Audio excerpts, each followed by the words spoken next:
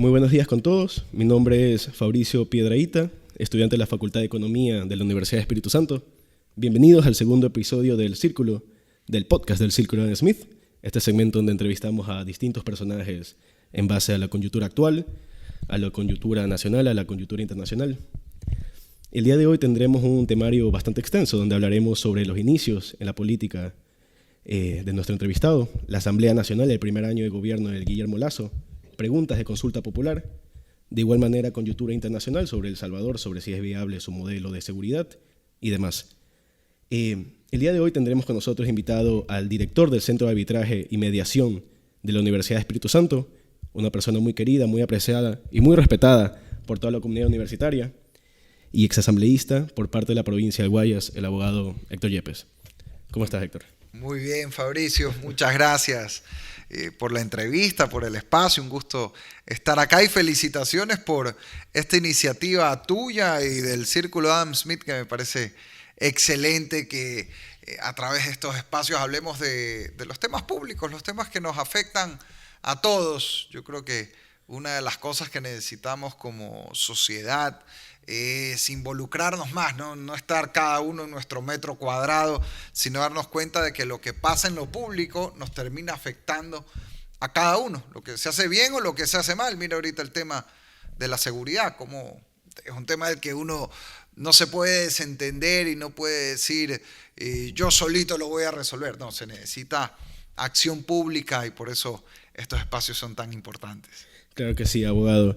Y entrando ya en materia, abogado, usted comenzó su carrera política en el año 2013 por el partido Suma, primero como asambleísta, pero después fue propuesto como candidato a la prefectura del Guayas, la cual usted declinó en favor de la candidatura del extinto César Monge, de Creando Oportunidades. En 2017 fue elegido asambleísta en representación del Guayas por la alianza entre los movimientos Creo y Suma. Fue elegido presidente de la Comisión de Participación Ciudadana y Control Social de la Asamblea Nacional, que ese es un tema que vamos a analizar un poquito más adelante. De aquí me sale una pregunta. Abogado, yo veo muchas personas, digamos, de mi edad, yo tengo 22 años, veo personas menores, veo un poco de personas mayores y aquí en la universidad o digamos en mi círculo cercano no veo muchas personas interesadas en el tema de la política. ¿Por qué, Héctor Yepes, sí? A ver, esa es una pregunta difícil. Yo nunca pensé meterme en política, digamos. Conozco gente que está en política que dice que de niño ya querían ser presidentes, cosas así. Yo la verdad que ni por aquí. A mí lo que siempre me ha gustado, de hecho, es la academia y la educación. Siempre tengo por distintos lados en la familia antecedentes de educadores y realmente eso es lo que siempre me ha llamado la atención. Estudié Derecho por descarte. A mí me gustaba la filosofía, la literatura, y dije, bueno, pues la típica que te dicen, de eso no vas a poder comer, entonces bueno, vamos a estudiar Derecho, y me gustó ya estando en la carrera. Y luego yo me gradué en el año 2009, tenía 23 años, y luego desde el año 2010, con 24 años, empiezo creando un blog con un amigo, que hoy es profesor de economía en la Universidad de Maryland, y empezamos a comentar temas de actualidad. Y a partir de eso me empezaron a invitar a estar en ciertos espacios. Empecé, gracias a la invitación gentil y generosa de Carlos Gijón en esa época, a escribir en La República. Luego, en La República hicimos un panel que se llamaba Con Todo Respeto, entre algunas personas que opinábamos. Y ahí me fui interesando en la realidad social, en la realidad nacional o involucrando más, porque siempre me ha interesado, pero ya metiéndome más activamente. Y en el año 2012, yo tenía 26 años, me invitan a ser candidato a la Asamblea Nacional. Y ahí sí ya una vez que entré en eso, ya me quedé en el tema político. ¿Quién lo invita a participar en la Asamblea Nacional? Primero Guillermo Celi, el presidente de Suma, así es y Mauricio Rodas después. El líder de Suma. Así es. Ellos me invitaron y pues corrí por Suma y luego hubo pues la propuesta de ser candidato a la prefectura, pero hicimos una alianza o más bien hicimos un apoyo a César Monge, que en paz descanse, en ese momento.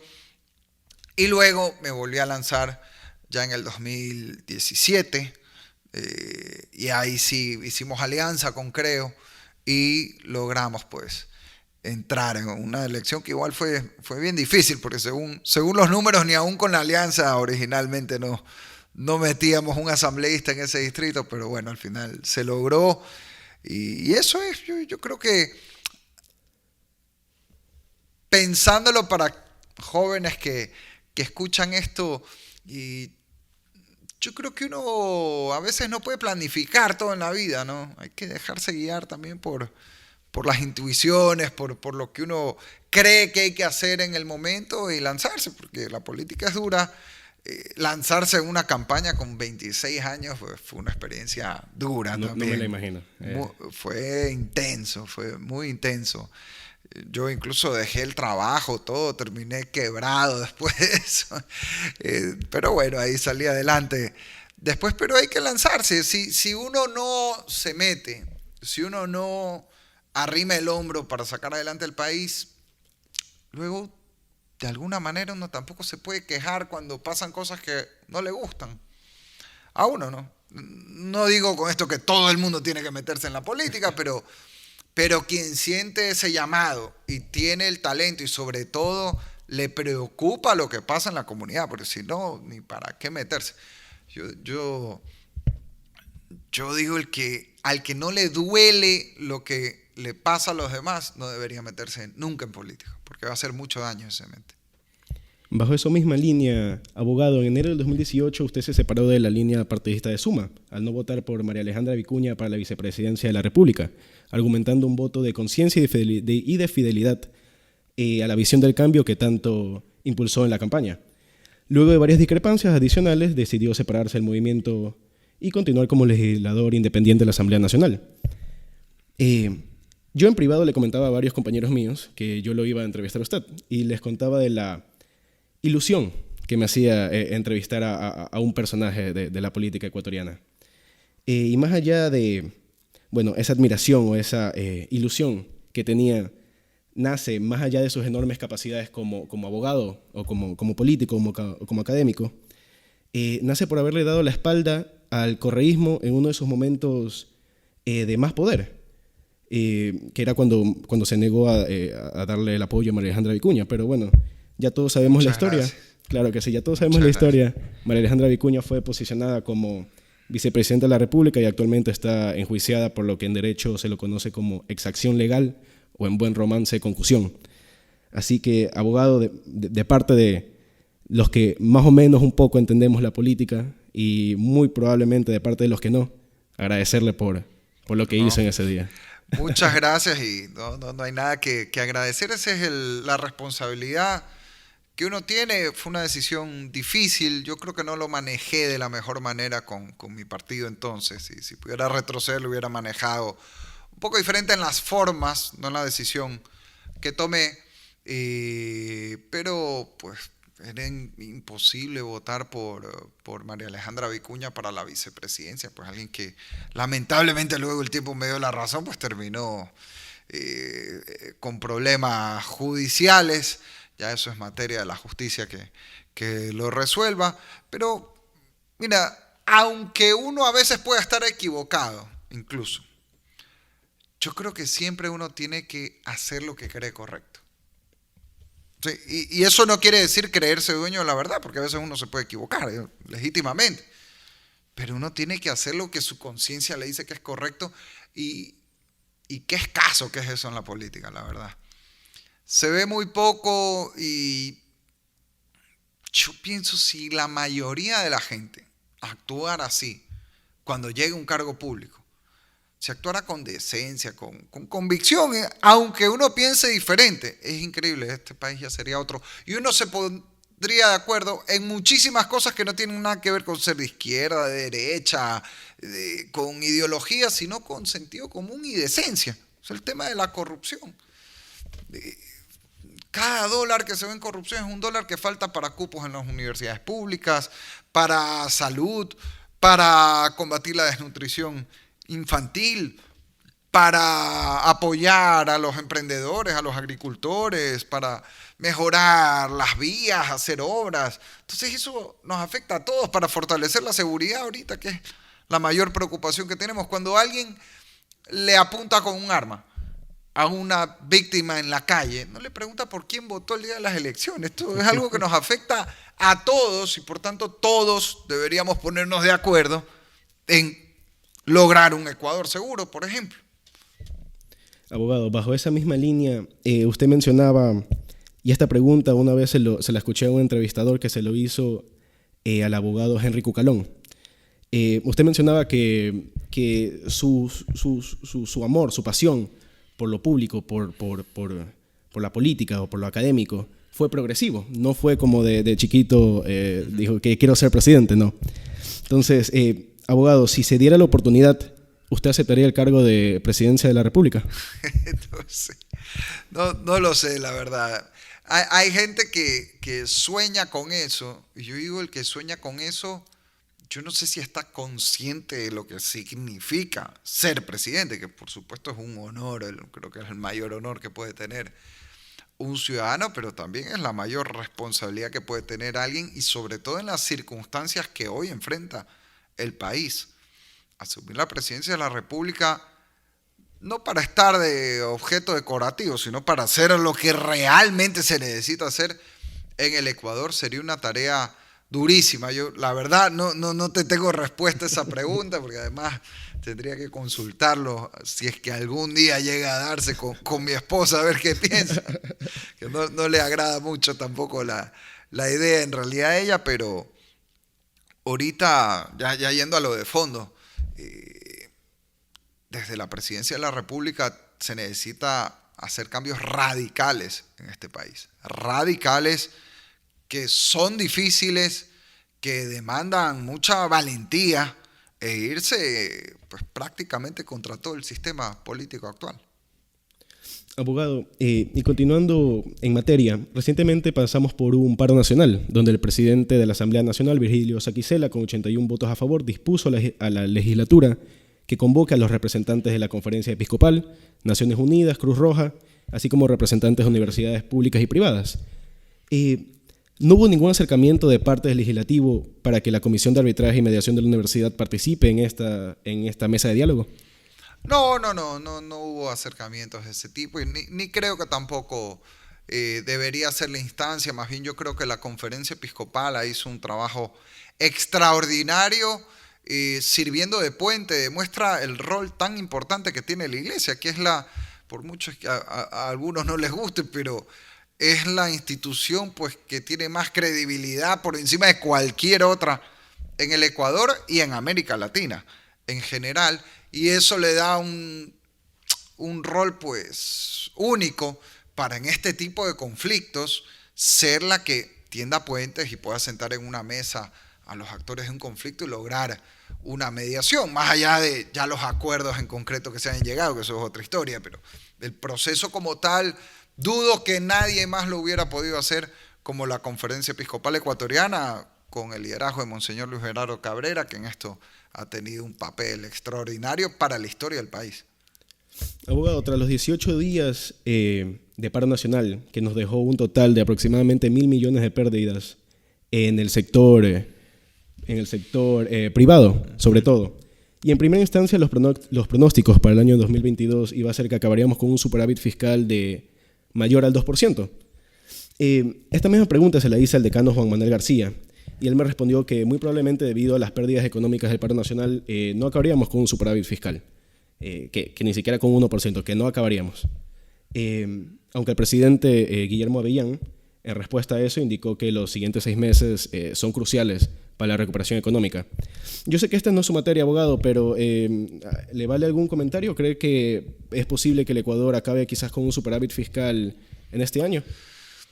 ¿Es posible? Sí. Yo no tengo las cuentas, las cifras a la mano ahorita, porque ya estamos en noviembre, entonces, digamos, ya estamos ya estamos en diciembre.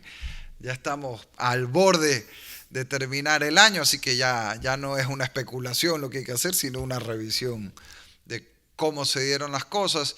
Pero yo creo que a veces hay mucho mucha concentración solo en la parte fiscal, que por supuesto es importante, pero no es lo más importante. Lo más importante es si crece o no crece, si está bien o no está bien la economía de las familias de los 18 millones de ecuatorianos.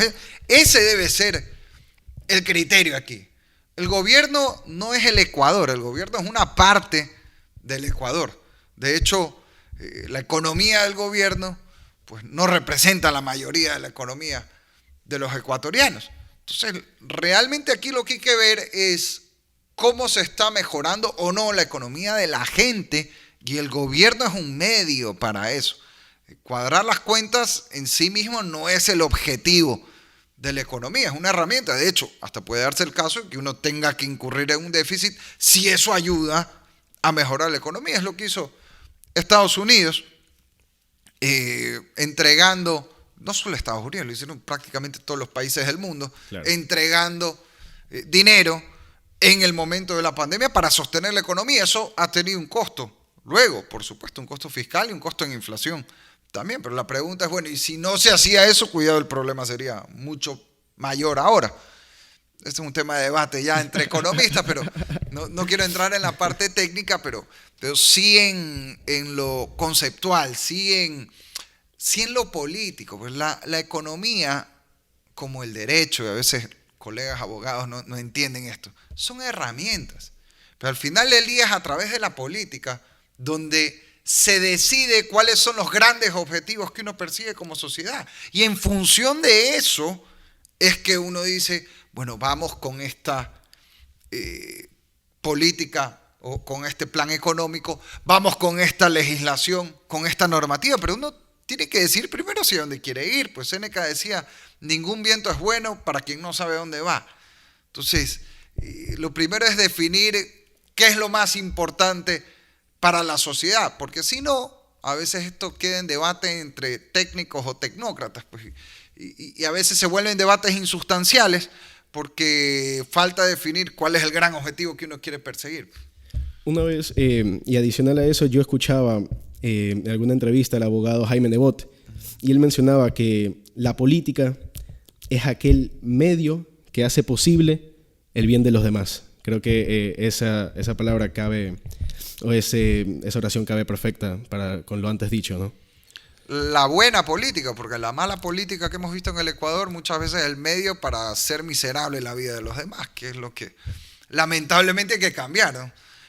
Yo creo que la política es el servicio al bien común. Eso debe ser, pero eso no pasa solito. Para que eso pase, tiene que haber gente suficiente que esté en las instancias de decisión y de acción política que crea lo mismo y que no solo lo diga de boca, pues, sino que actúe en consecuencia, y eso creo que muchas veces nos falta en el Ecuador. Y abogado, hablando sobre malas políticas, quisiera hablar de un punto decisivo, bastante importante desde mi punto de vista, que es hacia dónde se dirige la intención de voto en el Ecuador. Es decir, Rafael Correa, que fue visto como un salvador por el pueblo ecuatoriano, porque todo hay que decirlo, debido a su gran poder de convencimiento y el abandono en ciertos sectores sociales que tuvo la clarividencia de poder atenderlos a tiempo. Asimismo, gozó de gran apoyo al negarse a pagar la deuda externa de un país, disolvió el Congreso y realizó una constituyente para, junto con una mayoría parlamentaria, poder crear las leyes en base a sus intereses personales. Sin mencionar, claro, el caso de Odebrecht, el caso Arroz Verde, que es un caso de corrupción que vincula al círculo cercano del expresidente Correa y que llevó a la cárcel al ex vicepresidente Jorge Glass por sobornos mediante su tío. Abogado, ¿cómo vivió usted la época del 2007 a 2017, la época del socialismo del siglo XXI aquí en Ecuador?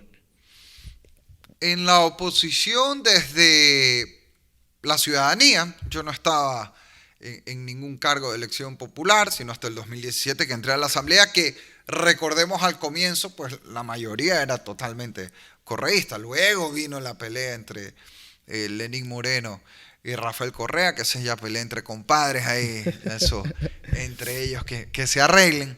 Y yo creo que la década del correísmo debería llamarse la década desperdiciada. No se puede negar que hubo algunas cosas positivas Hubo también mucho abuso, mucha corrupción, mucho despilfarro, pero sobre todo se perdió una oportunidad histórica en el Ecuador, porque como pocas veces se alinearon las estrellas de altos precios del petróleo, un país que venía bastante equilibrado en sus finanzas públicas, porque luego del desastre del 99, de la tragedia que fue la crisis bancaria que llevó a la dolarización, luego de eso hubo años, hasta el 2006, 6 años, donde uno ve las cifras, cayó la pobreza, creció la economía, inflación baja gracias a la dolarización, todo eso generó, pese a los problemas políticos, generó que la economía fuera mejorando. En esa época nos pasaba un poco lo que ocurre ahora en el Perú, que la política peruana es igual o peor que la nuestra. Está estancada. Pero la economía igual sigue su curso. Ese era el Ecuador entre el 2000 y el 2006. La política, con sus honrosas excepciones, ahí destaco sobre todo al expresidente Gustavo Noboa, que creo que la historia lo pondrá en un sitio mucho más elevado incluso de lo que está ahorita. Creo que si no fuera por él, no sé qué hubiera pasado en este país. Él fue el capitán en el momento más duro de la historia reciente del Ecuador y logró llevarnos a buen puerto. Ahora, el problema es que Correa, en vez de aprovechar eso, destruyó lo que había generado esas condiciones. Igual, no hay que negar que hizo obras, vías, eso es innegable, ¿no? Nadie se reelige 10 años por no haber hecho nada, eso sería también querer negar la realidad, pero se desperdició sobre todo una oportunidad única, que vamos a ver si se repite alguna vez, de haber tenido todo el capital político para transformar el país, recibir una economía bastante equilibrada, tener altos precios del petróleo. Esperemos que eso se vuelva a dar en algún momento en el Ecuador y que alguien haga lo que tiene que hacer. Abogado, mientras la popularidad de Guillermo Lasso baja, la de Rafael Correa sube. Ya en las últimas elecciones se evidenció el desastre de campaña de Creo para la primera vuelta, que casi fue sometido por Yacu Pérez, quien terminó perdiendo. Y para la segunda vuelta pudo declararse Guillermo Lasso ganador después de una áspera batalla contra Andrés Arauz. Aunque en primera instancia gozó de gran popularidad gracias al buen manejo de la crisis del COVID, ya transcurrido un año de gobierno, su popularidad cayó casi a un 15%. Debido a la falta de obra pública, la crisis del IES, la crisis parlamentaria en la Asamblea, el paro nacional y demás, la seguridad, ¿no? No creo que hace falta decirlo. Quiero contarle un secreto, abogado, y es que el día de las elecciones, el día de la segunda vuelta, un día domingo, yo recuerdo me estaba pegando una ducha, y ya saben lo que dicen, cuando te bañas o cuando haces algo cotidiano, fluyen las ideas, ¿no? Yo recuerdo que me entró un miedo porque yo la época del correísmo la viví muy joven. Entonces era un muchachillo de 7, 8 años y que fui creciendo, pero los padres no te cuentan todo lo que pasa o los problemas que hay, tú tampoco de joven no te das cuenta. Entonces yo sentí un gran miedo de que estaba un poco reñido pues las votaciones y el miedo de que Andrés Arauz, esta persona que trabajó por 10 años, bueno, trabajó 2 años y 10 años con permiso en el Banco Central, y que quería destruir las finanzas públicas, quería dilapidar un cuarto del presupuesto general del Estado en una sola semana con esta promesa que hizo de $1,000 a las familias más pobres. Es terrible. Entonces, abogado, mi pregunta es la siguiente.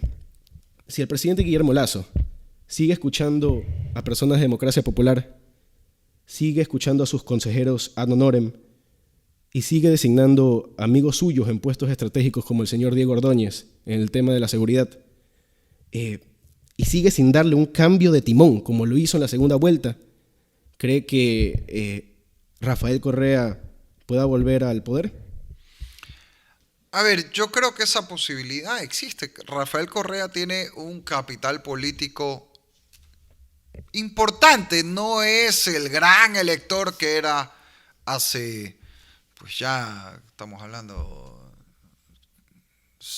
6 años casi, pues, ya casi 6 años. Pero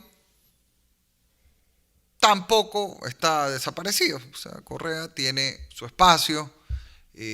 Creo que el movimiento indígena también tiene un capital político importante en estos momentos. Yo a veces veo que ciertos sectores quieren mirar para otro lado de esa realidad, pero ahí está, Yacu Pérez casi llega a la segunda vuelta y si hubiera llegado hubiera sido presidente, sin ninguna duda. Y ojo, no llegó por Manuela Pico, por TikTok. Revisen la votación de Yacu Pérez. Gran parte, eso le ayudó a trepar un poco más, pero gran parte de la votación de Yacu Pérez es la votación rural. Así es. Que la ha capitalizado el movimiento indígena, no solo en la ruralidad indígena, sino en la ruralidad en general. Y en gran parte el voto popular. Eso tiene ahí sus explicaciones, pero sí hay que saberlo entender. Y yo creo que el gobierno ha hecho cosas positivas, por ejemplo, en el tema de la vacunación. Creo que en el manejo de la política exterior, de las finanzas públicas, pero tiene que mirar a la gente, tiene que mirar a las familias ecuatorianas. Yo insisto, el objetivo del gobierno no es cuadrar las cuentas, el objetivo del gobierno es que la gente viva mejor. Ese es el objetivo del gobierno. La estabilidad de las finanzas públicas es un medio para lograr ese objetivo. O sea, lo que no se puede sacrificar a la gente por cuadrar las cuentas fiscales. O hay que ver cómo, por ejemplo, en el gobierno de Febres Cordero hace tiempo hubo un ajuste fiscal y luego hubo un gran programa de obras públicas. Entonces, claro, la gente decía, chuta, por aquí hay que apretarse porque era una situación difícil, pero luego ve el resultado de eso y dice, bueno, está bien, valió la pena el esfuerzo. Yo creo que ese es el gran desafío que hoy tiene el gobierno, que la gente perciba en la obra pública, en la seguridad, en la creación de puestos de trabajo, en el buen manejo de la salud y la educación, que los esfuerzos que se han hecho valen la pena. Creo que esa es una tarea que todavía no se puede medir, todavía al gobierno le queda tiempo, pero creo que es el gran desafío que tiene este gobierno y el presidente Guillermo Lasso personalmente. Yo creo ya con quién él se rodea o no, eso es decisión del presidente y es la libertad, por supuesto, de un presidente. Yo lo que podría recomendar, sobre todo, o opinar, mejor dicho, es que tiene que haber un enfoque hacia la gente. El gobierno tiene que mostrarle a la gente que el esfuerzo que se ha realizado redunda en beneficio de la gente, le sirve a las familias. Y eso a su vez, si eso se logra, habrá también una respuesta electoral. Si no se logra, pues también habrá un castigo electoral. Ya en las últimas elecciones pudimos apreciar la importancia de conectar con la población más joven. Candidatos como Javier Herbas o Andrés Arauz entendieron muy bien eso y realizaron campañas de marketing enfocados a atraer a la población más manceba. Otros candidatos, igual como Guillermo Lasso, también pudieron conectar con estos votantes más jóvenes, ¿no? Y lo mismo sucede en la región, es decir, como Nayib Bukele en El Salvador, Gabriel Boric en Chile o Emmanuel Macron en Francia, o incluso usted mismo, siendo un ejemplo de eso y posicionándose y sentándose en una curul con 30 años de edad, me parece, ¿no? Con 30, sí. ¿Cree que hace falta una figura política joven que sepa conectar con la población más manceba? Yo creo que conectar con los jóvenes no tiene que ver con ser joven. Yo creo que tiene que ver primero con ser auténtico. Número uno, más allá, la gente no lo quiere a Bukele, por ejemplo, porque usa Twitter. Por supuesto que eso le ayuda y maneja muy bien la comunicación digital, pero sobre todo la gente, creo que el 90% de El Salvador, pues es el presidente más popular del mundo, lo apoya porque coincide con lo que hace. O sea, eso es lo fundamental. O sea, cuidado, nos perdemos en las formas. Porque si no, estaríamos menospreciando a los jóvenes, porque si los jóvenes, simplemente porque alguien sale haciendo un video de TikTok, ya, por eso van a votar. No. Es importante utilizar los canales que utilizan los jóvenes, por supuesto que sí, pero al final del día, el joven, el viejo, el que está ahí en la mitad, yo estoy ahí entre el joven y el de la mitad, a medio camino, y al final del día, el joven ¿qué quiere? Lo mismo que quiere todo el mundo, trabajar, quiere estar seguro, quiere poder atenderse en su salud. Mañana nosotros tenemos una población joven que, a diferencia del primer mundo, aquí tenemos mucha gente joven que ya tiene su familia también a temprana edad, sobre todo en los sectores más populares. Entonces ya hay las preocupaciones también de ser papá, de ser mamá, la educación de los hijos. Lo otro son las formas, que son importantes, pero al final del día, a ver, si Bukele no controlara la seguridad, podría ser el mejor tuitero del mundo y no tendría la popularidad que tiene. Entonces, lo importante es lo de fondo. Y en eso no hay mayor novedad. En eso lo que hay que mostrar es resultados. Y hay políticos jóvenes como Boric, que no lo quiere nadie en Chile, y que se manejaba muy bien comunicacionalmente, pero no lo quiere nadie porque está haciendo un mal gobierno. Y hay gente, no sé, pues como Bernie Sanders, que no es de mi línea, ni me simpatizan sus ideas, pero conectaba con mucha gente joven en los Estados Unidos por su estilo. Más bien el estilo auténtico de él, siendo viejo, conectaba con la gente joven. Entonces, creo que no es cuestión simplemente de edad. Es cuestión de actitud y sobre todo de contenido, de lo que la gente joven quiere. Ya no solo la gente joven, creo que todo el mundo quiere en el Ecuador y en América Latina, es ver a gente que no responde al mismo molde que todos detestamos de los políticos tradicionales, que primero solo hablan de los temas que le interesan a los políticos en vez de hablar de los temas que le interesan a la gente. O sea, la gente está preocupada porque ayer hubo aquí un sicariato en Guayaquil a plena luz del día y uno ve a los políticos hablando que sobre temas pues, que nadie entiende. Que ojo, algunos de esos temas pueden ser importantes, pero no te puedes centrar solo en eso. Tienes que hablar de los temas que a la gente realmente le preocupan, porque para eso se supone que quieres estar en un espacio de poder, para ayudar a solucionar esos problemas. Pero si ni siquiera hablas de eso, ¿para qué quieres llegar? ¿Para colgar un diploma ahí en la pared después? Entonces creo que eso es lo que hay que cambiar, una cuestión de actitud y de contenido sobre todo. Abogado, bajo esa misma línea, ya hablamos sobre la intención de voto en el Ecuador. Quisiera hablar sobre la intención de voto en la región. Es decir, en el año 1999, con Hugo Chávez y la llegada de la ideología del socialismo del siglo XXI, siguiendo con Evo Morales en Bolivia, los Kirchner Fernández en Argentina, adjudicando obras a diestra y siniestra con contratos de sobreprecios que alcanzan los casi 40% por contrato. ¿Cómo olvidar a Rafael Correa en Ecuador? De igual manera, actualmente en este año 2022 siguen rigiendo dictadores en la región, como lo son Nicolás Maduro en Venezuela, Daniel Ortega en Nicaragua, Miguel Díaz-Canel en Cuba. Y bueno, también tenemos presidentes o jefes de estados, como a alguna gente les gusta llamarse, como Alberto Fernández en Argentina, Pedro Castillo en Perú, Luis Arce en Bolivia, Manuel López Obrador en México, Gabriel Boric en Chile, y Colombia, que tuvo 8 buenos años con Álvaro Uribe, a día de hoy ha posicionado a Gustavo Petro como su presidente. Viendo esto, parece que la intención de voto en la región se va hacia el centro-izquierda. Y muchos países que antes acostumbraban a votar a partidos de derecha, como Colombia, han elegido a un exguerrillero del M-16 como presidente. Y asimismo Perú, que tras tener 4 presidentes, un solo periodo legislativo, posicionó a Pedro Castillo como presidente de la República. Abogado, ¿qué tan importante o decisivo es el voto de un espectro ideológico? Yo creo que la gente vota cada vez menos por ideologías. Y no solo cada vez menos, no sé si nunca la gente ha votado por ideologías probablemente, sobre todo en el Ecuador. Y en gran parte de América Latina la gente tradicionalmente tampoco vota por partidos, salvo en Ecuador Pachacuti, que ha logrado tener en las regiones donde es fuerte, la gente vota incluso más allá de quién lidera Pachacuti, la gente vota por el movimiento indígena, y el fenómeno de Guayaquil con el Partido Social Cristiano, pero son las excepciones realmente a la regla. Guayaquil, Guayas, también ha pasado en el Oro.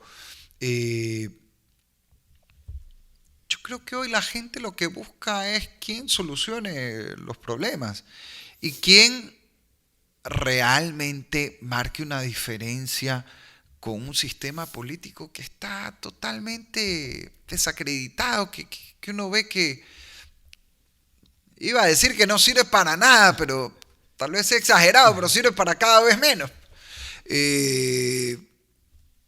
Y si tú ves, por ejemplo, hace poco tuvimos aquí un evento de la Universidad de George Washington con la Escuela de Gobierno en la UES que yo dirijo, y en una exposición presentaban las cifras de Latinobarómetro, que son las mediciones de qué piensa la gente sobre democracia, los gobiernos, los parlamentos, los partidos, en toda la región, en toda América Latina.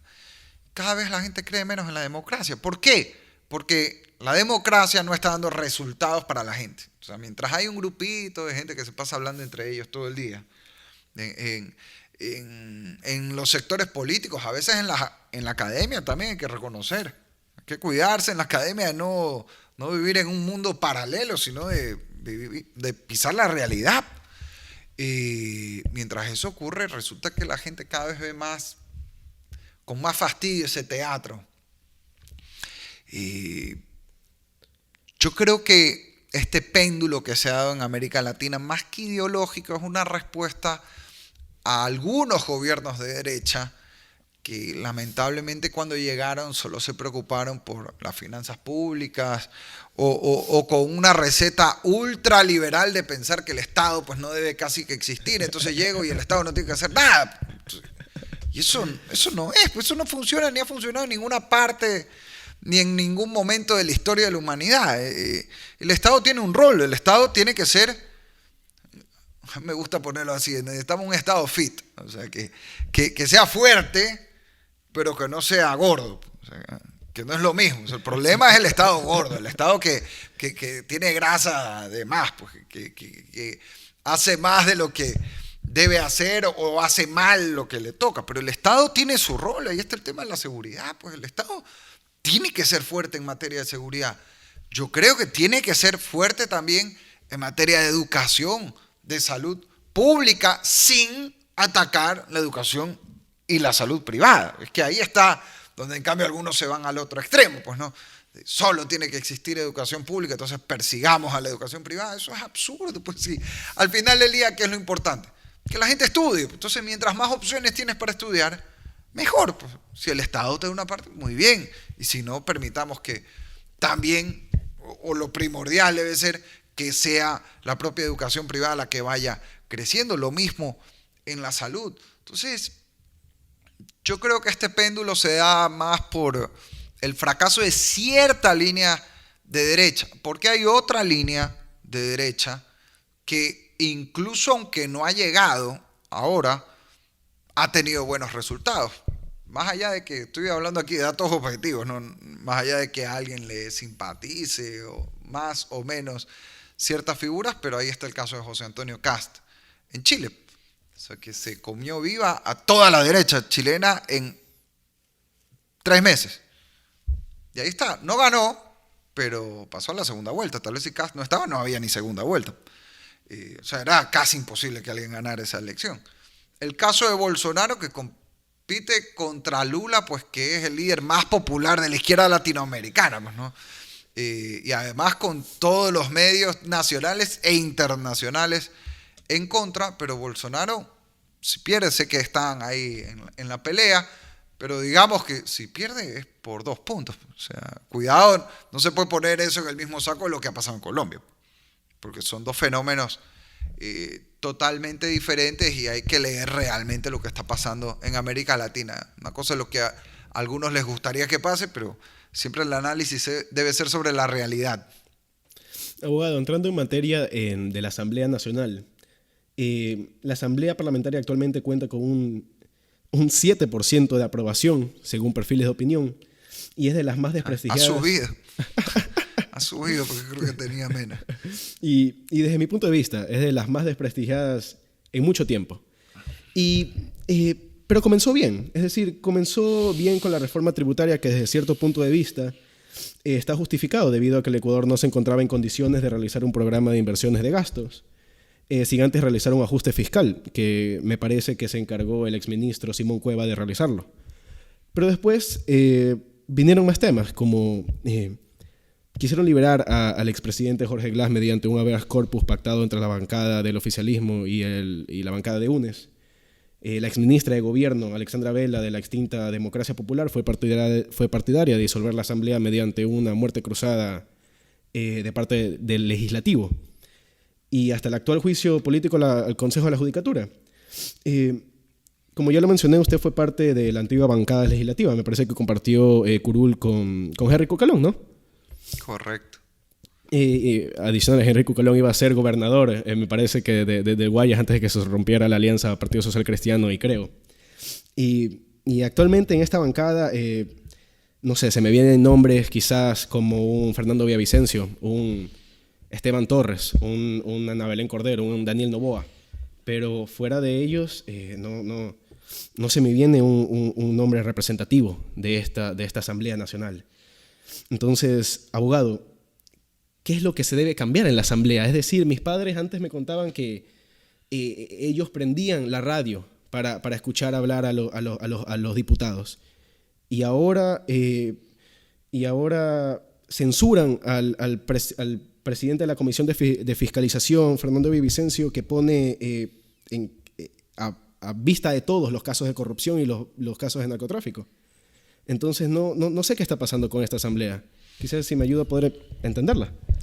A ver, creo que siempre hay gente honorable y decente hasta en una institución tan difícil como la Asamblea. Todos los parlamentos son impopulares e incluso en los congresos de antes se daban bala también. O sea, cuidado, es bonito romantizar el pasado, pero lo que pasa es que no había redes sociales, pues, ¿no? Pero también pasaban cosas hasta peores de las que pasan. Y antes se podía interpelar también. No, pues y te rompían la cabeza con los ceniceros. Por suerte ya no hay ceniceros, porque no se puede fumar en la Asamblea. Pero yo creo que el mayor problema que tiene esta Asamblea es que no hay un norte claro y no hay resultados en función del país, y los pocos que a veces hay no se comunican porque la Asamblea está enfrascada entre las peleas de la semana. Entonces, claro, hay algo que está estudiado, lo explica el doctor Rosling en su libro Factfulness, que la gente siempre se concentra más en lo malo. Entonces, hasta si haces algo medio bueno, pero luego resulta que la noticia es la gritadera entonces lo que va a trascender es eso. Entonces, la Asamblea hace pocas cosas buenas y las pocas que hace quedan opacadas por lo malo. Ese es el gran problema que tiene la Asamblea, a mi juicio. Y creo que debería haber, más allá de las diferencias, una agenda clara, por ejemplo, en el tema de seguridad, educación, salud, reactivación económica. Creo que eso es lo que falta en la Asamblea Nacional. Abogado, y siguiendo por el mismo tema, actualmente se están debatiendo de parte del Ejecutivo las preguntas de consulta popular, donde quisiera que me ayude analizando 3 puntos esenciales y debatibles de la consulta. Voy a leer la pregunta, digo un comentario y ahí usted lo complementa, abogado. ¿Está usted de acuerdo con que se permite el apoyo complementario de las Fuerzas Armadas en las funciones de la Policía Nacional para combatir el crimen organizado enmendando la Constitución de la conformidad con lo previsto en el anexo número 1? En este punto, actualmente las Fuerzas Armadas no tienen permitido entrar a las cárceles del país, por lo que es una violación a los derechos humanos. Es decir, se supone que... Porque se lo inventó la Corte Constitucional, por eso no dice ninguna norma en ningún lado. Claro, es decir, se supone que los PPLs no deberían tener armas o no deberían tener ningún tipo de artefacto ahí mismo porque son unos privados de libertad, pero la realidad aquí en el país es otra, y con los recientes acontecimientos de más de 400 presos cruelmente asesinados en las cárceles de un país, lo que se intenta hacer con esto, me parece, es normalizar el estado de excepción. ¿No? ¿Qué cree usted? Yo creo que a grandes males, grandes remedios. O sea, es imposible pretender combatir una situación de crimen organizado como la que tiene el Ecuador sin utilizar todos los recursos de la fuerza pública. Es imposible. Lindo en el papel cualquier debate sobre esto, pero ¿cuál es la alternativa? Ojo, tampoco es que esta es la única solución, a eso vale aclarar. No es que porque se vota así en esa pregunta ya está. No, yo creo que hay que hacer mucho más y sobre todo creo que en este tema hay que aplicar mano dura. Eso no significa violar la ley, significa aplicar la ley hasta sus últimas consecuencias. No significa quitarle derechos humanos a nadie, pero los derechos humanos no son robar, matar, violar, explotar bombas o ser sicario, pues. Y ahí creo que hay que endurecer mucho la normativa. Para mí el mayor problema que tiene hoy el Ecuador en este tema es la Corte Constitucional, que se inventó que los militares no podrían entrar en la cárcel. Lean la sentencia. ¿Dónde dice eso? ¿En qué norma? En ninguna parte. Ellos dijeron, como puede haber un riesgo de violación de derechos humanos, que no entren. Mientras habían más de 100 muertos en la cárcel. Pero es una cosa lunática. Porque, nuevamente, volvemos al problema de la tecnocracia en esto. Qué lindo es ver aquí el informe de la Corte Internacional en aire acondicionado o en la comodidad de una oficina, ¿no? Mientras están matando de una cárcel y decir, bueno, a mí me parece que no debería entrar. ¿Te parece en base a qué? Pues creo que es una gravísima irresponsabilidad lo que hace la Corte en ciertos temas y creo que la historia va a ser implacable con algunos, no todos, pero sí con algunos jueces de la Corte Constitucional porque sobre pretexto de su interpretación personal, ideológica del tema de derechos humanos, han puesto al Ecuador en una situación prácticamente de indefensión contra la delincuencia en varios temas. Pero yendo a la pregunta, yo estoy de acuerdo totalmente. Este tema de la delincuencia lo vamos a seguir analizando un poquito más adelante. La siguiente pregunta sería, y aquí voy a poner estas dos preguntas juntas porque me parece que van de la mano. ¿Está usted de acuerdo con garantizar la autonomía de la Fiscalía General del Estado para que ésta seleccione, evalúe y Hacienda capacite y sancione a los servidores que la conforman a través de un consejo fiscal? Y la siguiente es, ¿está usted de acuerdo con eliminar la facultad de designar autoridades que tiene el control de participación ciudadana y control social? E implementar procesos que garanticen meritocracia, escrutinio público y colaboración y control de diferentes instituciones. Abogado, actualmente el Consejo de Participación Ciudadana y Control Social está bajo un juicio político a 4 vocales y 7 consejeros de la Judicatura, ¿no? Y Hernán Ulloa, que es el actual titular del Consejo de Participación Ciudadana, ¿cómo digo esto? En algunas ocasiones, la línea que traza el Ejecutivo no es la misma que tiene que seguir la fiscal. Y cuando una fiscal general seria, como lo es Diana Salazar, está siguiendo un caso de corrupción, por ejemplo, y pide información a este organismo, o llama a distintos personajes de diferentes casos de corrupción conocidos, y este órgano encargado de evaluar y capacitar a los fiscales no les permite realizar su trabajo, puesto que en ciertos momentos puede estar centralizado y no descentralizado, como debe ser una institución como esta. Abogado, usted fue elegido presidente de la Comisión de Participación Ciudadana y Control Social en la Asamblea Nacional, donde usted propuso reformar un sistema de designación de autoridades judiciales, electorales y de control para lograr su imparcialidad y prohibiendo cualquier participación en partidos políticos y altas funciones del gobierno. Me imagino que a este punto ha de tener bastantes opiniones. Todavía no he leído el anexo de ambas preguntas y el diablo está en los detalles. Suena bonito lo que se dice en las preguntas, pero hay que ver cómo se va a integrar a ese consejo fiscal que se propone. Y hay que ver qué es lo que exactamente se va a proponer como sustituto de la designación actual de consejo que se da desde el Consejo de Participación Ciudadana. Yo no estoy de acuerdo con el Consejo designe las autoridades, pero hay que ver qué es exactamente lo que se propone. Ahí todavía yo no he tenido tiempo de revisar la letra chica, así que ahí me reservo por ahora La Comisión de Participación Ciudadana se encarga de designar aproximadamente 70 sí. personajes de aquí en el Ecuador. Entre ellos está la fiscal general, se encuentra pues los temas de derecho y demás. Entonces, desde mi punto de vista, sí, me parece un poco raro que realmente este Consejo de Participación Ciudadana sea quien designe a estas autoridades que deben ser. El tema es qué es lo que se propone. O sea,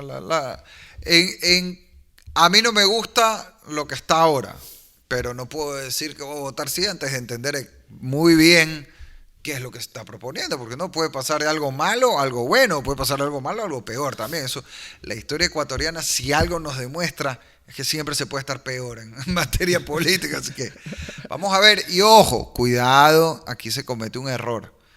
Esto no hay que pensarlo porque a alguien le cae bien el presidente Lasso, entonces está bien. Y si a alguien le cae mal el presidente Correa, entonces la propuesta mal.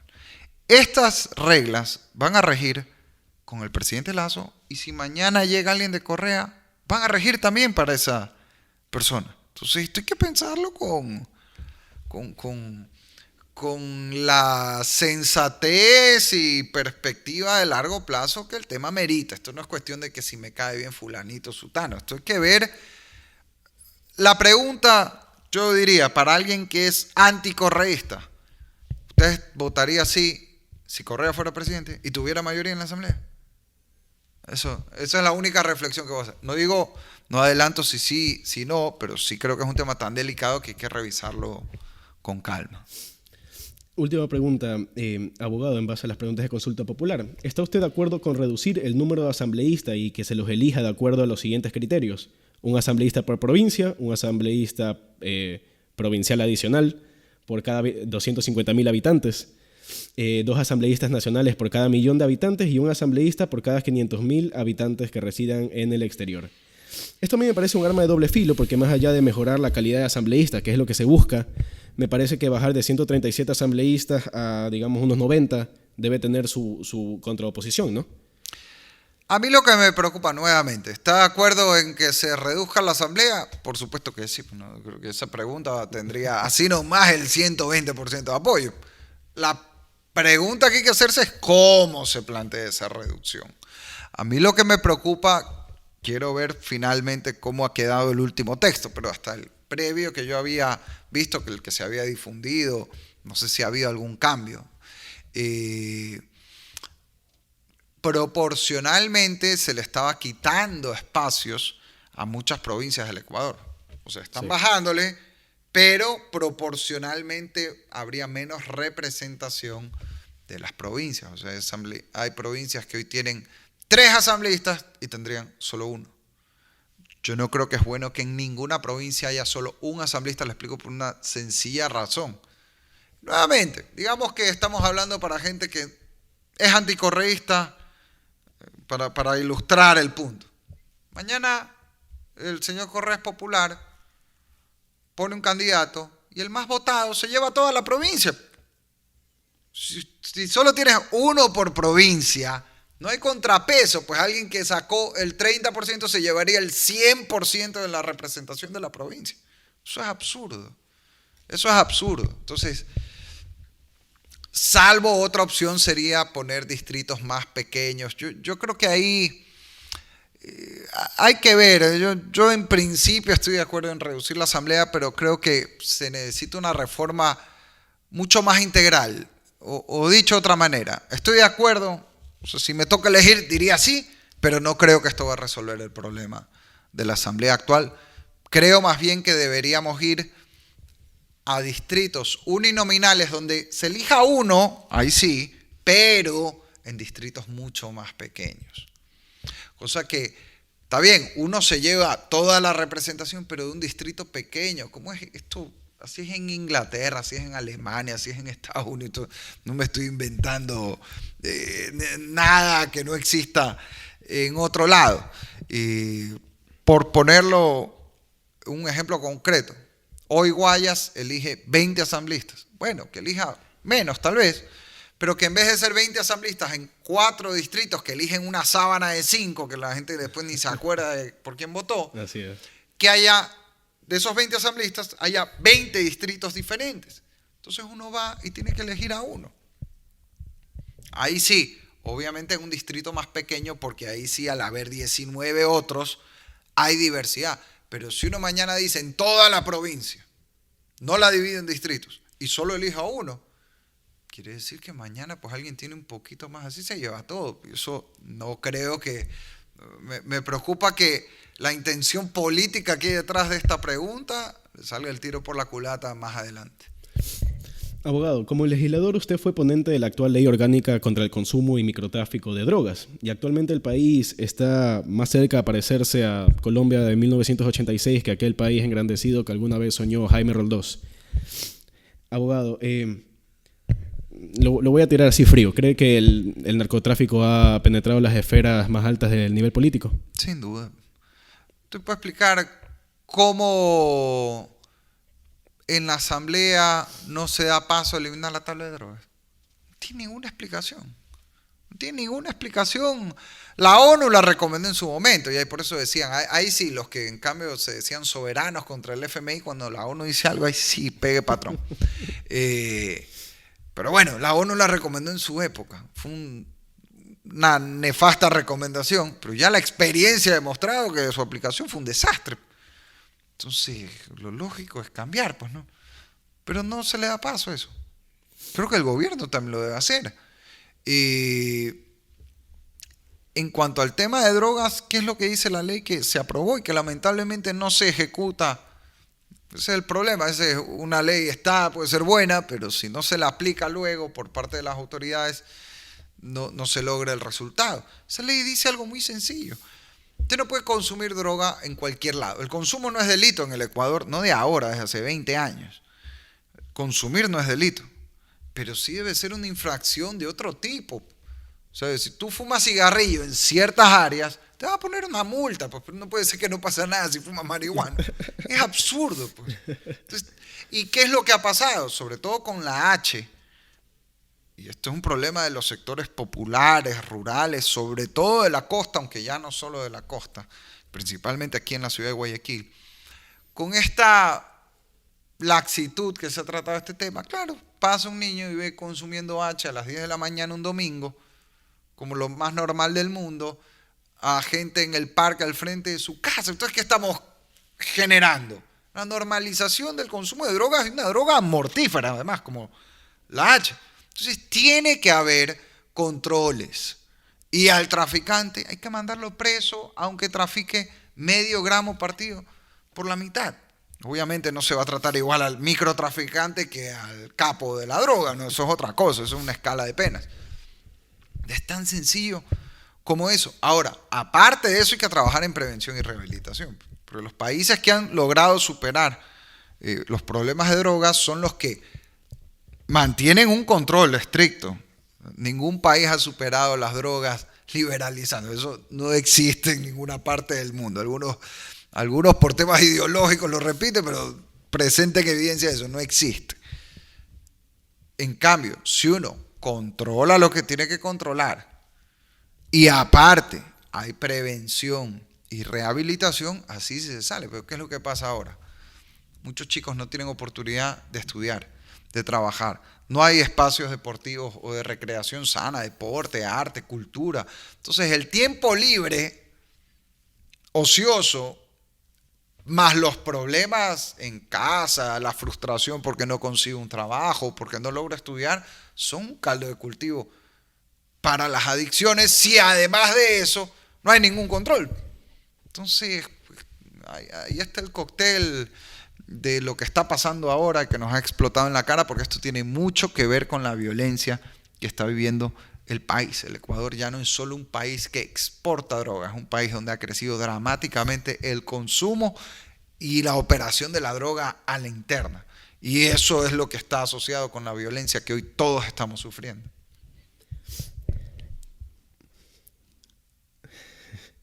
Abogado,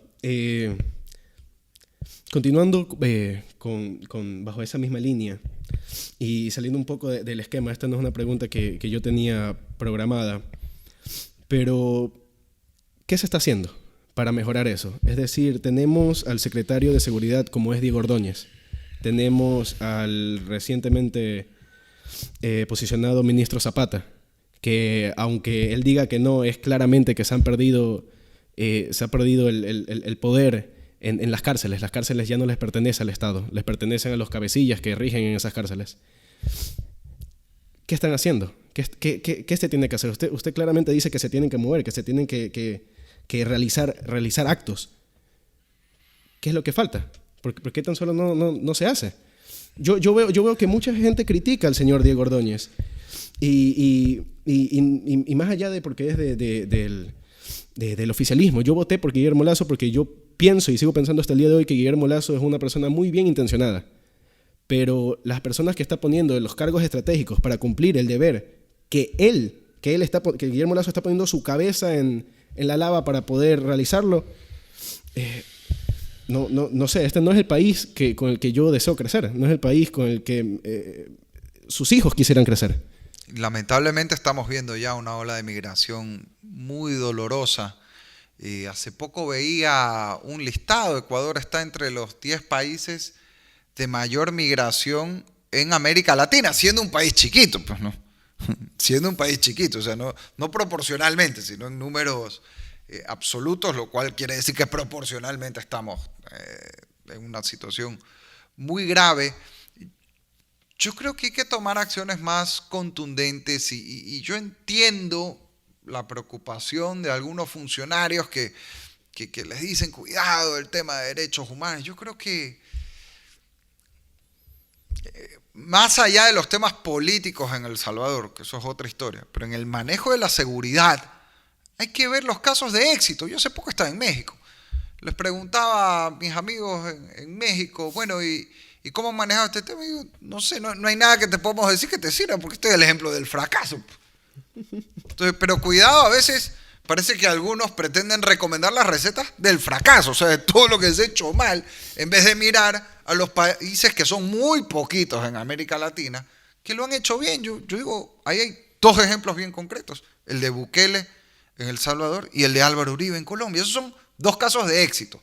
Que a alguien les caiga bien, les caiga mal, que alguien les critique por otras cosas, pero en el tema de seguridad, ahí los hechos y los resultados no mienten.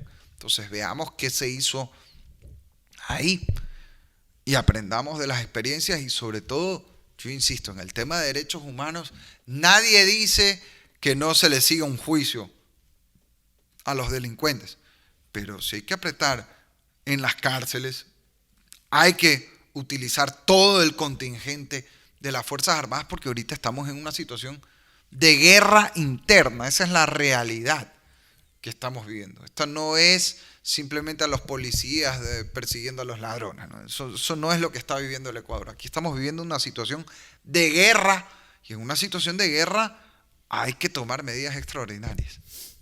Abogado, se aproximan las elecciones seccionales en el año 2023 y quisiera conversar rápidamente para conversar por el tema de El Salvador. Los candidatos para Guayaquil y Quito. Primero comenzamos con Guayaquil. Esto muy rápido. Cintia Viteri comanda la intención de voto con un aproximado de 37.3%. Lo sigue Jimmy Jarala del Centro Democrático con 33%. Pedro Pablo Duarte del partido Suma, y avalado por el expresidente Otto Sonnenhosner, ex vicepresidente Otto Sonnenhosner, que él me hubiera gustado que se lance a la presidencia. Él era mi candidato. Buen tipo Otto. Y bueno, me parece que Correa también pensaba que se iba a lanzar él, porque dicen que Andrés Arauz fue para hacerle la contra a Otto por el tema de pues son similares en edades y todo.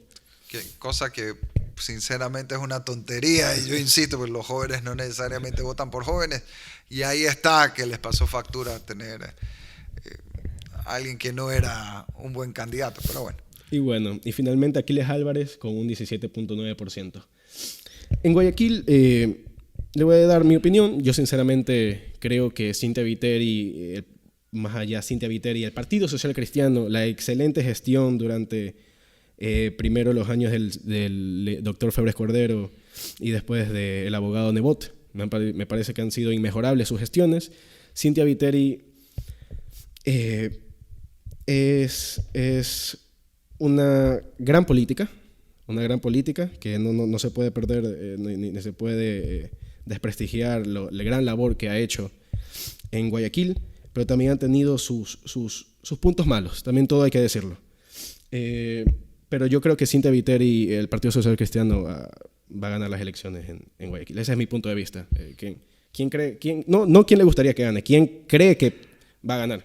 Voy a tener que pasar de contestar esa pregunta, pero por una razón que le explico, no porque no quiera decirlo. Me acaban de nombrar parte del Comité Nacional de Debates Electorales que tenemos que elaborar todos los temas y preguntas para los debates en estas elecciones, y aunque realmente no tiene que ver lo uno con lo otro, pero no quisiera dar pie que alguien diga, pues no, este está sesgado hacia tal o cual lado, así que prefiero no opinar sobre el tema. Simplemente una reflexión general para estas elecciones. Recordemos que los gobiernos locales son los que están más cerca de cada familia, de cada ciudadano, sea en las zonas rurales, las parroquias, en las ciudades, los municipios, en las provincias, las prefecturas. Entonces es una elección muy importante porque afecta el día a día de cada uno. A veces incluso afecta más que el gobierno nacional, lo que hace un alcalde, una prefecta, una junta parroquial. Así que pues una vez que pase el mundial, que yo sé que ahorita está todo el mundo en otra, pero pasado el mundial, la Navidad y el fin de año, enfoquémonos en elegir bien, porque aquí hay un viejo dicho que ya no sé si alguien diría que es machista, que el hombre propone y la mujer dispone, que a veces creo que es al revés, pero tomo el dicho porque los partidos proponen, pero somos los ciudadanos los que disponemos. Entonces esta es una responsabilidad compartida y hay que ejercer esa responsabilidad, valga la redundancia, responsablemente. Entonces hagamos nuestra parte también el día de las elecciones, yendo a votar y votando a conciencia. Y para terminar el tema de las elecciones, yo cuando estaba recapitulando toda esta información y me pareció bastante importante, en Quito la intención de voto es comandada por Jorge Yunda. Me parece bastante sorprendente, sobre todo por cómo salió de la alcaldía Jorge Yunda. El segundo lugar lo sigue Pedro José Fraile, ex candidato a la presidencia del Ecuador, que quedó, me parece, quinto en las elecciones del Ecuador. Un abogado muy capaz, muy inteligente, lo he oído en las mesas de diálogos que se hicieron para la presidencia.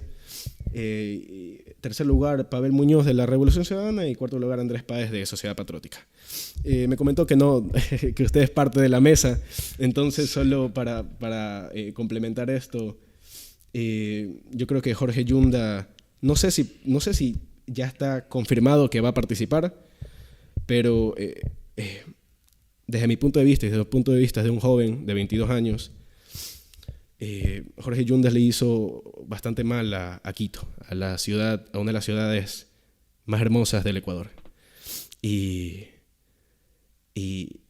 bueno, lo que disponga el Consejo Electoral será lo que se haga, pero no es mi candidato y yo no votaría por él y ni siquiera lo pondría en las papeletas. No creo que Jorge Yunda debería participar en las elecciones. Pero esa es mi opinión. Entonces, para continuar, abogado, y finalmente este tema que me gusta bastante para terminar la entrevista, el tema de coyuntura internacional. Hablando de El Salvador, y usted mismo lo decía hace un rato, que en el Ecuador aquí se puso todo en orden, se pusieron las esferas perfectos, el precio del crudo altísimo, buena disposición aquí entre los habitantes, y algo así pareció, fue lo que sucedió en El Salvador. Es decir, a veces aparecen personajes que son capaces de darle un giro de 360 grados a la historia de un país. Y Nayib Bukele, quien es el actual presidente de la República de El Salvador, desde que fue posicionado se ha empeñado en luchar contra una de las bandas criminales mejor estructuradas, si no es la mejor estructurada de todo el mundo, la Mara Salvatrucha. En El Salvador hay aproximadamente 6.5 millones de habitantes, donde digamos un 10%, 500,000 habitantes, se presumen que pertenecen a estas bandas criminales. Abogado, ¿cree que el modelo de seguridad de El Salvador es un modelo fallido, tomando en cuenta la vulneración de derechos humanos a los privados de libertad? ¿Cuál es la vulneración a los derechos humanos? ¿Que le quitaron la comida un día? Bueno, adicional a eso, se han dado casos de humillación pública en distintos parques públicos de El Salvador. Y eso está registrado. Es decir, es verdad. Digamos que eso fueran excesos. Pero, oye, estás peleando una guerra contra una banda criminal multinacional como las maras. ¿Cómo haces que le mandas cartitas, mandas aviones de papel? ¿Qué haces? O sea, es fácil criticar, ojo, y digo esto, puede que haya excesos, pero, a ver, cuidado, yo escucho ahora comparar a algunos a Bukele como que si fuera Pinochet, Videla, Fidel Castro, que yo sepa, el presidente Bukele no mandaba a ejecutar a nadie. O sea, primero pongamos las cosas en su contexto, pues no estamos hablando de eso que sí pasó en América Latina y que por supuesto son atrocidades, pues a las que nadie quiere volver, pero de eso no es de lo que estamos hablando aquí. Primero por eso arranco por ahí, porque parece que ahora, no sé, pues Bukele hay que ponerlo al mismo rango de Somoza, pues, o de Noriega. Eso es absurdo. Yo creo que el modelo ha sido exitoso, ahí están los resultados. Y ojo, una precisión, Correa recibió un país políticamente en caos, eso sí, pero económicamente muy estable cuando él llegó. Y en el tema de seguridad bastante tenía sus problemas, ni de lejos. Lo de ahora ni de lejos, lo del Salvador o Centroamérica en general. Bukele no llegó a un país estable, pues, todo lo contrario. Bukele no tenía ni mayoría tampoco cuando llegó. Él a punta de hacer una buena gestión consiguió el apoyo popular para luego en la siguiente elección tener mayoría. Eso fue lo que pasó. No es que él llegó a mesa puesta. Entonces, bonito es criticar después, y todo el mundo en general después de la guerra, pero hay que ver el proceso de lo que ha hecho El Salvador. Yo no digo para repetirlo, ¿eh? Seguramente también han cometido errores y hay que aprender para no cometer esos errores que hayan hecho. Pero ahí están los resultados, pues. O sea, que me digan que no es ese el modelo, bueno, ¿cuál es el modelo entonces? Todos los países que han fracasado sistemáticamente y que han convertido en narcoestados sus sociedades. Pero entonces, ¿cree que el modelo de El Salvador es un modelo que se podría copiar o podría ser influenciado aquí en Ecuador? Yo creo que hay que aprender de las experiencias exitosas, no copiarlas, porque eso no funciona, porque Ecuador no es El Salvador, ni las maras son los carteles que operan en el Ecuador, son realidades diferentes. Lo que sí creo es que hay que aprender de las lecciones que han dado resultado. Otra lección que ha dado resultado, Uribe en Colombia, parecía algo imposible de resolver. Ahora la gente dice, es que Bukele. Si usted le decía a alguien hace 4 años que en El Salvador no iba a haber homicidios durante un mes, la gente hubiera pensado que estaba loco, que tenía que irse a un manicomio. Así es. Y ahí está, es una realidad ahora. Entonces, disculpen, quien crea que eso no es un éxito, pues yo no sé qué quieren. Pues entonces, o sea, que se sigan matando. Igual en Colombia, Plan Colombia, todos los recursos del mundo, cada vez peor. Llegó Uribe, mano dura, liderazgo, hacer lo que hay que hacer, y le dio la vuelta. Pero esto no es magia, o sea, a veces la gente cree que la solución se va a dar con una receta así, a ver, aquí están los pasos, ¿no? Juega mucho el rol de la sociedad y juegan mucho los liderazgos. En la política no existe, nunca ha existido y nunca va a existir política sin liderazgo. O sea, en la política no se puede predecir como las matemáticas. Es cuestión de interacción humana, de liderazgo, de gente que dé un paso al frente, no una persona, un equipo de personas, porque a veces uno ve a quien es el rostro más visible, pero un equipo de personas que lidere y que enfrente desafíos inciertos y que tenga la valentía de salir adelante. Abogado, para finalizar esta última pregunta, no sería la primera vez que en Latinoamérica nace un Salvador que parece capaz de hacerlo todo, ¿no? Creo que usted lo puede decir más que yo, que han habido varios supuestos salvadores en la historia latinoamericana, que después lamentablemente se han convertido en caudillos. ¿Cree que ese es el camino que le espera a El Salvador? No lo sé, espero que no.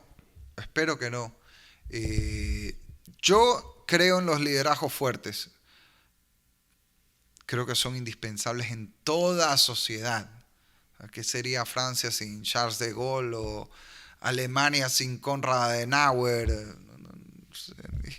O Inglaterra en su momento con Margaret Thatcher o Angela Merkel, incluso un liderazgo fuerte, digamos, no con las formas latinoamericanas, pero un liderazgo durísimo. Eso es importante, pero eso tiene que ir de la mano con instituciones, con prácticas sociales que podamos institucionalizar en el tiempo, porque si no, pasan dos cosas: o el líder se va y todo se va al diablo de nuevo, o el líder tiene la tentación de quedarse y no hay ningún contrapeso institucional. En eso yo creo que el caso colombiano es una buena lección. El presidente Uribe hasta intentó una tercera reelección. La Corte le dijo, no se puede. Bueno, ha seguido influyendo. Hay gente que lo quiere, hay gente que no. Eso es la democracia. Pero ahí está el caso. Me parece que es un caso de cómo puede convivir un liderazgo fuerte con un país institucionalizado. Creo que eso es lo que se necesita. Abogado, con esto damos por terminado la entrevista. Agradecer a la UES, a la Universidad de Espíritu Santo, a todos quienes formaron parte de esto y nos colaboraron para que todo esto sea posible. Como no, al coordinador Cristian Martínez, a Alan, al decano Dani Barberi y como no a usted, abogado Yepes. Le agradezco mucho por tomarse un tiempo para venir a conversar por estos temas tan importantes. Muchas gracias a ti, Fabricio, y éxitos, que continúen estos espacios para hablar de los temas públicos que son tan importantes para nuestro país y para América Latina. Muchas gracias, abogado.